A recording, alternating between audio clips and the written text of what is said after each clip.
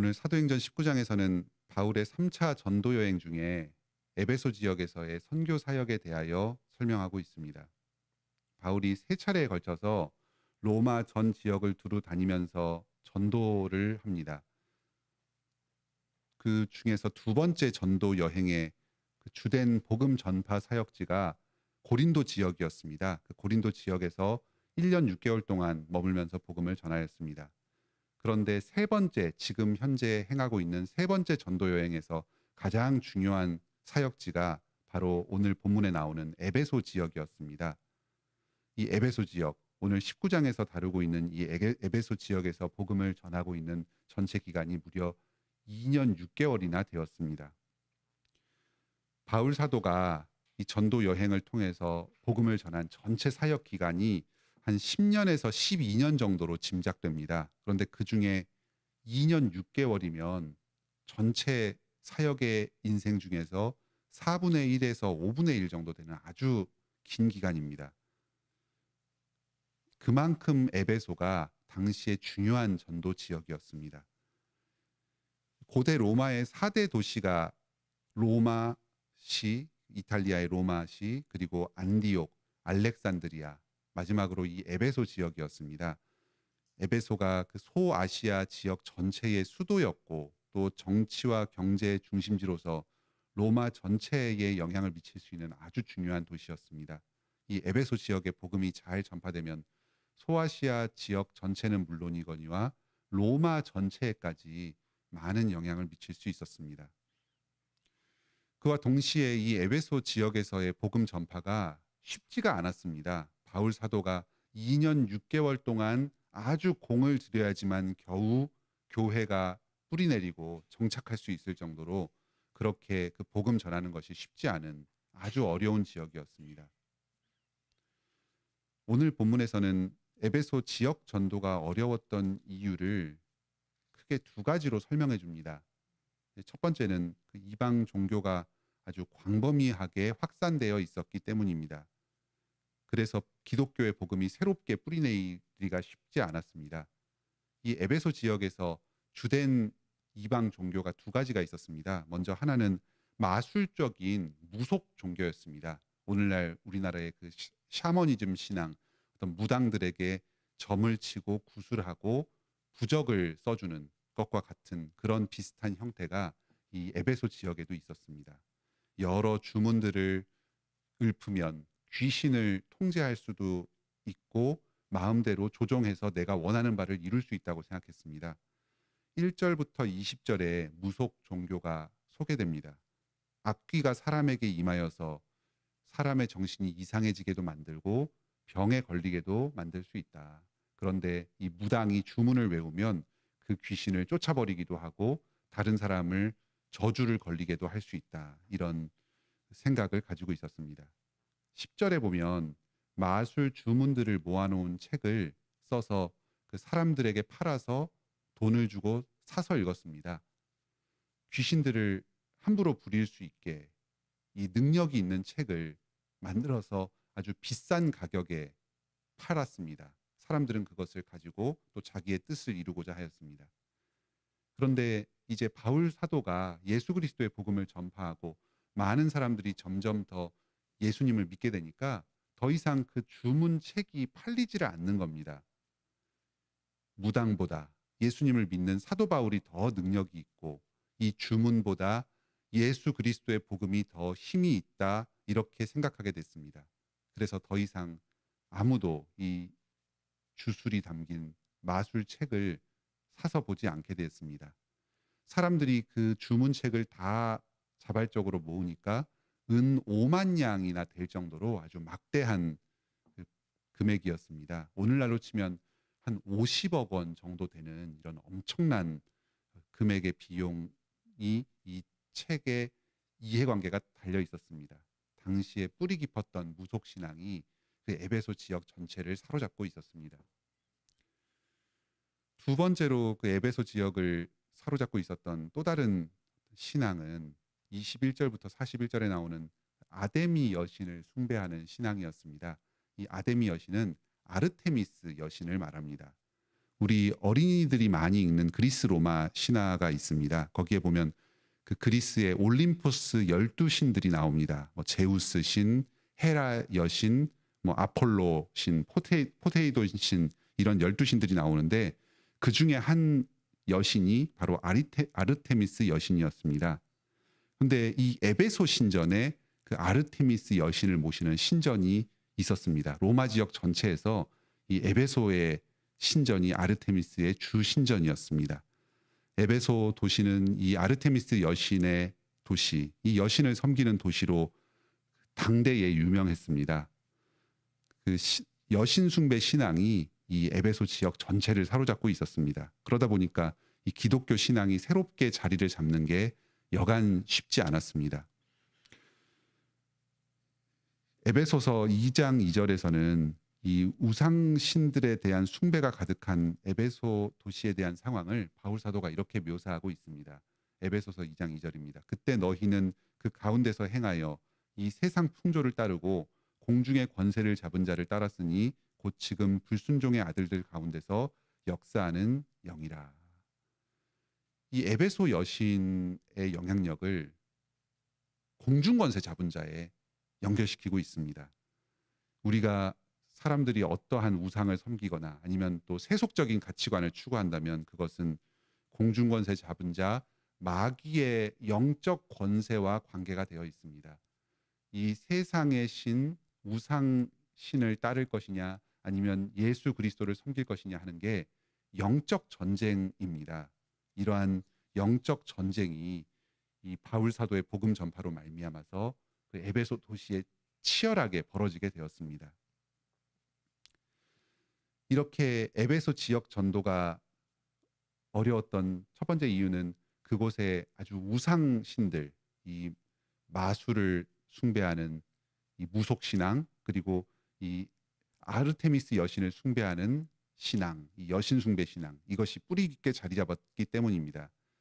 또 다른 지역 전도가 어려웠던 두 번째 이유는 그 지역에서 단순히 이 이방 우상 신을 숭배할 뿐만 아니라 이 우상 숭배가 그 에베소 지역 전체의 정치, 경제, 사회, 문화와 아주 긴밀하게 연결되어서 분리될 수 없을 정도로 그 사회에 중요한 영향력을 미치고 있었기 때문입니다. 오늘날은 정치와 종교가 분리가 되어서 우리가 종교를 믿지만 그것이 사회 전체와 긴밀하게 연결되어 있지는 않습니다. 이제 고대보다는 그 영향력이 약합니다. 그런데 당시의 에베소 지역에서는 그 우상 숭배 자체가 그 사회 전체의 근간을 이루고 사회를 지탱하는 중요한 힘이었습니다. 바울 사도가 전도했던 다른 지역들에서는 사람들이 바울 사도를 거스르고 공격할 때에 그것은 유대인들이 주도하는 일이었습니다. 유대교가 아니라 기독교를 믿는 것을 질투하고 못 살게 굴었습니다. 그래서 이방인들을 설득해서 황제 숭배를 지금 이 기독교인들이 어기고 있다. 예수 그리스도를 왕으로 생각하는 또 다른 반역 세력을 형성하려고 하는 것이다. 이런 식으로 모함을 해서 이 기독교인들을 탄압했습니다. 그런데 지금 이 에베소 지역에서의 폭동은 그 양상이 그동안의 다른 지역들에서의 반발과 조금 다릅니다. 황제 숭배가 문제되지 않습니다.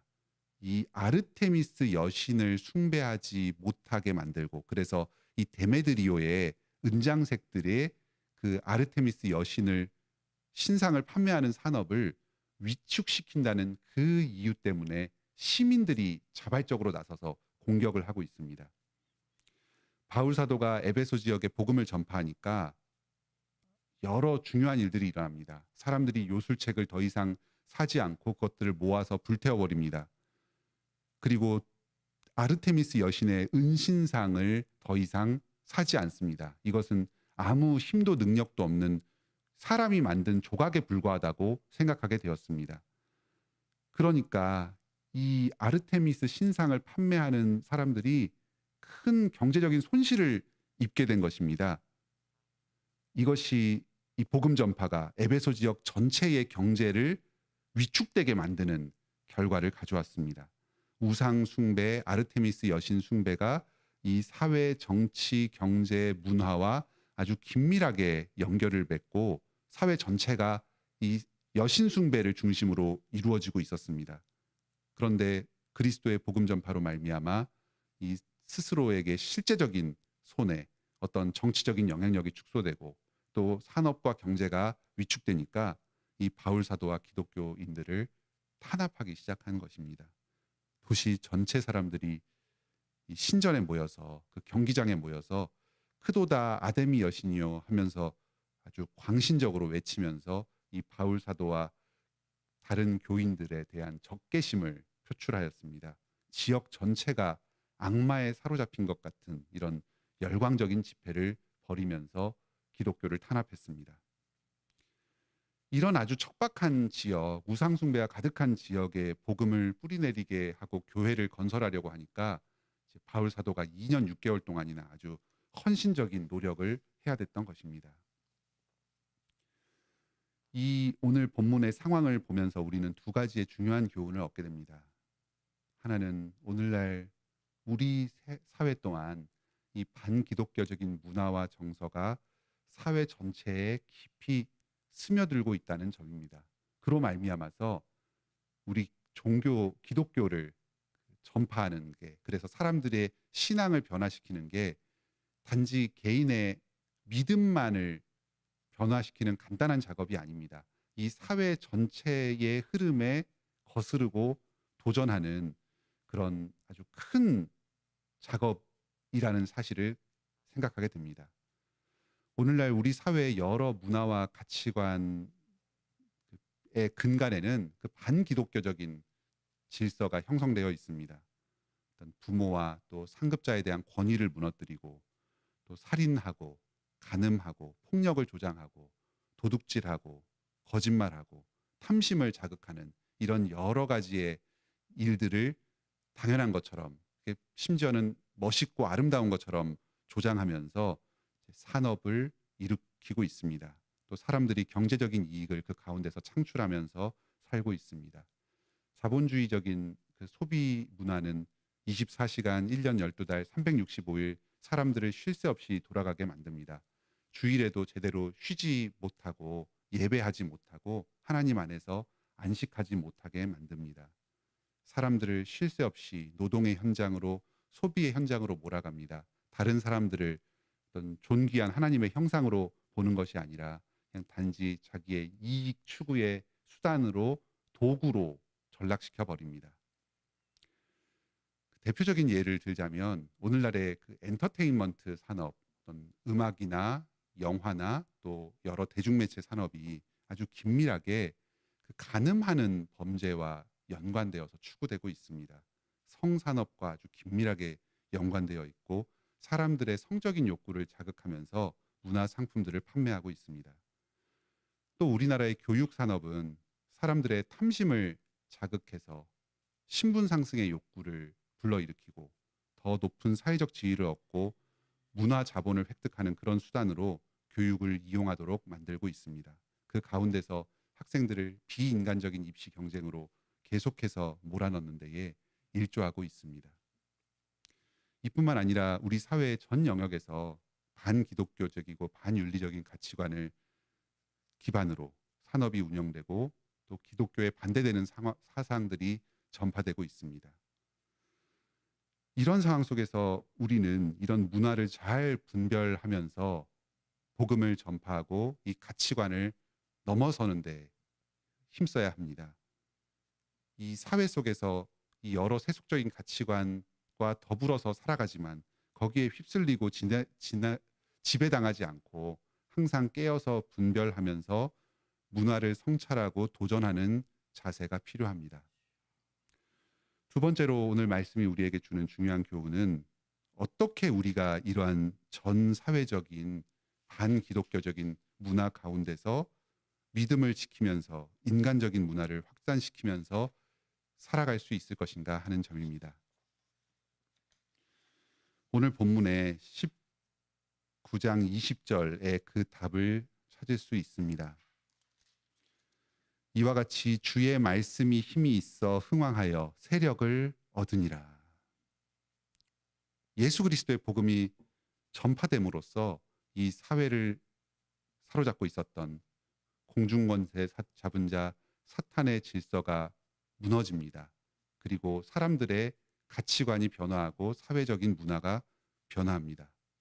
아무리 이 사회에 반기독교적인 이 문화가 득세한다고 할지라도 결국은 복음이 승리합니다. 주의 말씀에 힘이 있어 흥왕하여 세력을 얻으니라. 이런 일이 당대 에베소뿐만 아니라 오늘날 우리 한국 사회에도 이루어질 것입니다. 에베소 지역에 예수 그리스도의 복음이 전파되었고 그것이 확산되고 교회가 뿌리를 내렸습니다. 복음 전도가 활성화됩니다. 전체 소아시아 지역에 복음을 전하는 전진 기지로서의 역할을 감당하게 됩니다. 아르테미스 여신 숭배에 완전히 사로잡히고 귀신을 숭배하는 문화에 사로잡힌 지역이었습니다. 그런데 이 지역이 변모하여서 복음 전파의 기지가 됩니다. 이런 일이 어떻게 이루어졌습니까? 이런 변화가 불과 수십 년 사이에 어떻게 이루어지게 되었습니까? 바로 말씀의 힘이 있어서 흥황하였기 때문입니다. 아무리 귀신의 세력이 강력하게 느껴지고 아무리 이 세상을 지배하는 반기독교적인 문화가 강력하게 느껴진다고 할지라도 주의 말씀이 힘이 있어서 그 지역을 장악하게 됩니다. 하나님의 말씀이 이기고 교회가 승리하였습니다. 오늘날도 우리 사회에 다른 종교가 득세하고 있습니다. 많은 미신적인 문화 속에 사람들이 살아갑니다. 또 이 사회를 지탱하고 있는 문화가 세속적이고 반기독교적입니다. 그로 인해서 기독교가 굉장히 위축되고 많은 탄압을 받는 것처럼 느껴지기도 합니다. 우리의 복음 전파가 응답 없는 공허한 메아리처럼 느껴지기도 합니다. 그럴지라도 우리는 이 사실을 굳게 믿습니다. 주의 말씀이 힘이 있습니다. 흥왕하고 세력을 얻습니다. 결국은 이 사회와 문화를 돌려놓게 될 것입니다. 귀신에 사로잡히고 또 이 탐욕적인 문화에 사로잡혀서 방향 없이 살아가던 이 사람들 한 사람 한 사람을 변화시키고 주님의 백성으로 이끌어낼 것입니다. 주님께서 우리 관악교회와 성도님들 한 사람 한 사람을 바울 사도와 같이 또 그 밖에 여러 에베소 지역의 성도들과 같이 사용하여 주셔서 이 사회와 이 지역에 주님의 복음을 전파하실 것입니다. 주님의 나라가 이 땅 가운데 임하게 하여 주시고 기독교가 더욱 왕성하게 하여 주실 것입니다. 주님의 뜻이 이 땅 가운데 이루어지고 사람들이 참된 기쁨과 행복으로 나아오도록 하는데 쓰임받게 하여 주실 것입니다. 오늘 하루도 이 말씀과 함께 세상과의 영적인 전쟁에서 승리하시고 세상을 이기는 복된 하루를 보내시기 바랍니다. 함께 기도합시다. 하늘에 계신 우리 아버지, 오늘 말씀을 통해서 이 에베소 지역의 아르테미스 우상 숭배에 비추어서 오늘날의 우리 사회와 문화의 혼란적인 상황을 보게 해 주시니 감사드립니다. 또 이러한 가운데서도 사도가 신실하게 복음을 전할 때에 결국 말씀이 승리하고 그 지역을 변화시킨 것을 깨닫게 해 주시니 감사드립니다. 오늘날 우리 사회와 문화가 참으로 혼탁하고 가망이 없어 보입니다. 그 안에서 교회의 세력은 너무나도 작아 보이고 말씀의 영향력이 없는 것처럼 느껴지기도 합니다. 하지만 이런 상황에서도 하나님의 말씀이 힘이 있어서 흥왕할 것입니다. 저희가 신실하게 이 말씀을 의지하여서 복음을 전파하며 나아가게 하여 주시옵소서.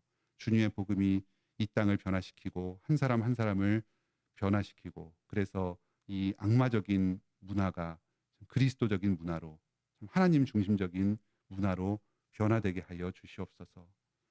오늘도 저희가 이 세상 가운데서 영적 전쟁을 벌이며 살아가고 있다는 사실을 깨닫게 하여 주시옵소서. 민감하게 이 세상의 문화와 가치관과 질서를 성찰하면서 깨어서 기도하면서 거기에 저항하며 나아가게 하여 주시옵소서. 주님의 말씀으로 이 세상을 분별하고 그 어떠한 문화적인 압박 가운데서도 주님의 말씀을 순종하며 나아가며 이 세상을 이기게 하여 주시옵소서. 오늘 하루도 이 예수 그리스도를 의지해서 살아가기를 원합니다. 오늘도 저희의 모든 이 필요와 간구를 주님께 구할 때에 저희의 기도를 들으시고 응답하여 주시옵소서. 특히 관계에서 어려움을 겪고 있는 많은 성도들이 있습니다. 주님께서 그들의 어려움을 아시오니 불쌍히 여겨주시고 인내하며 선을 행할 수 있는 힘을 공급하여 주시옵소서.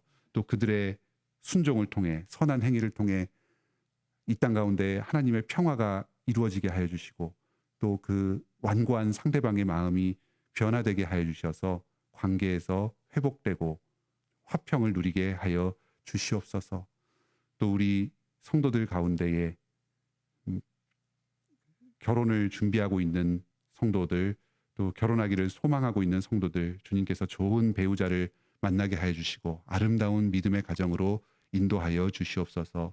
또 결혼하여 자녀를 임신하기를 원하나 아직까지 주님께서 자녀를 허락하지 않는 그런 가정들이 있사오니 주님께서 그들의 이 간절한 기도와 소망을 들어주시고 이 가정에 또 교회에 언약 백성들이 왕성하게 하여 주시옵소서.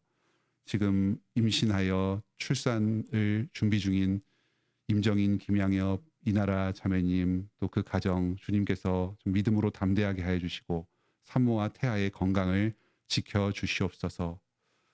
그 밖에 저희의 여러 기도 제목들을 주님께서 들으시고 응답하여 주시옵소서. 예수님의 이름으로 기도드립니다. 아멘.